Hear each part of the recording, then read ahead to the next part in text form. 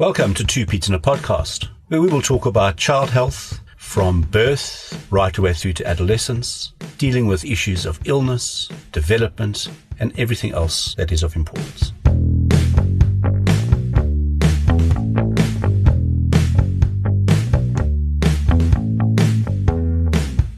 Hi again, everybody, and welcome to Two Pete's in a Podcast. And we are finishing off with constipation. Not with constipation, we are finishing the topic of constipation.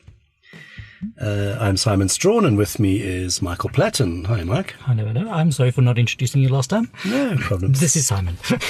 So we, as we usually do when we deal with these symptoms, we're going to end off with what are the warning signs.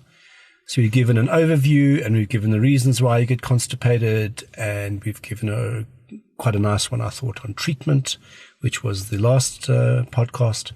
And now the warning signs. So your child is having constipation, and we all now understand what that means. That means your child is passing really hard stool, either as big pieces or is always in little pellets, like little nuts coming out, or your child's not passing stool at all. Or not frequently enough. Well, remember, not frequently enough in breastfed children. Yes. You can have 5 or 6 or 7 days in a breastfed child where they don't pass stool. But then the important thing is that when they do pass, what comes out is soft. Absolutely. So that's important. And the only other thing around that is not to forget that children who mess in their pants, and it's usually soft stool that's coming out, and it's not unusual to see children where mums are complaining the child's having diarrhea, where in fact they are constipated because they are so impacted. It is so blocked up that the only thing can get by is the liquid stuff. So what are the warning signs?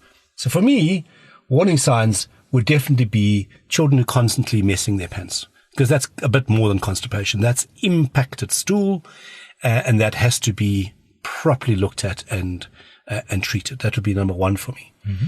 Otherwise, I mean, if we think about it top to bottom, well, you take it, Mike, you start.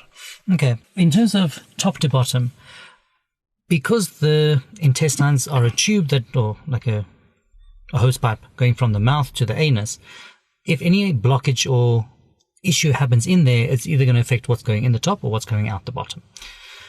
So if we start at the mouth, we start with vomiting. So if your child is vomiting, or if you know that they're constipated or they have not passed stool for a prolonged period of time and they are vomiting, that is a concern. Well, even more concerned if it's bilious or yellow-green stained vomiting, or some children can even vomit stool. Yeah, so that's in the late stage, really, really severe. Yeah, that's right. So I mean, if your child's going to be vomiting because they're constipated, then they're really properly blocked up, and they will be vomiting, but they will also, as you've said, be constipated, but they'll also have quite a distended tummy, and probably quite a painful tummy. So it's not just one vomit. So it's a constipated child with a bit of a distended tummy who's vomiting, and also if that's happening, they very often are not eating particularly well either, and they're just generally off color, and then also complaining of tummy pain. Yeah, so we're worried if the abdomen is firm and tender. Yep. And even after passing stool, if they do pass stool or after they vomit, if it's still firm and tender, then we are seriously worried, because then there's something going on inside. The last thing to be concerned about is, obviously, like we have spoken about, if they haven't passed stool for a very long time, and we're looking, more than 3-4 days, more than their average days that they wouldn't pass stool.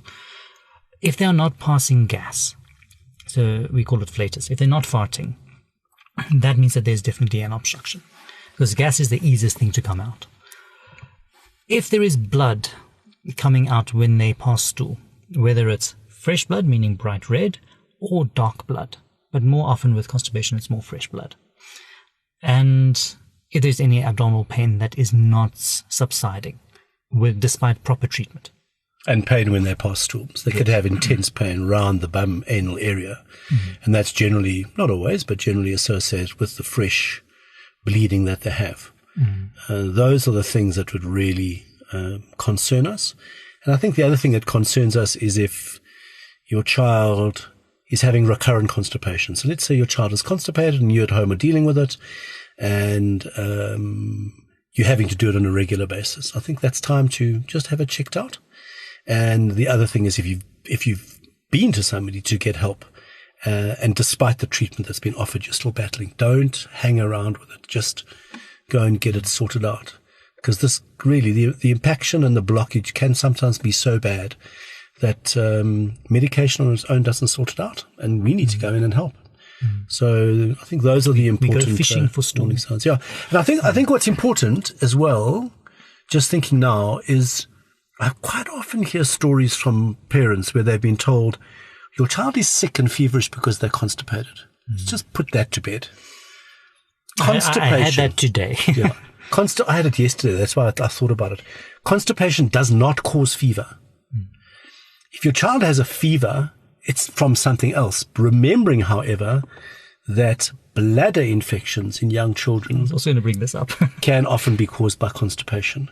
So if your child is constipated and sick with a high fever, whoever you go to, be sure that they also check the urine for any infection. Yeah. I think those are all the warning signs that we need to cover. Yeah, I'm happy. Yeah, so it's been a nice short podcast. Once again, apologies for it being so late, but we're up and running again. And we will be releasing our next episode next week. And we hope to see you then. Or hope you listen in. If your children have allowed you to, thanks for listening. Bye.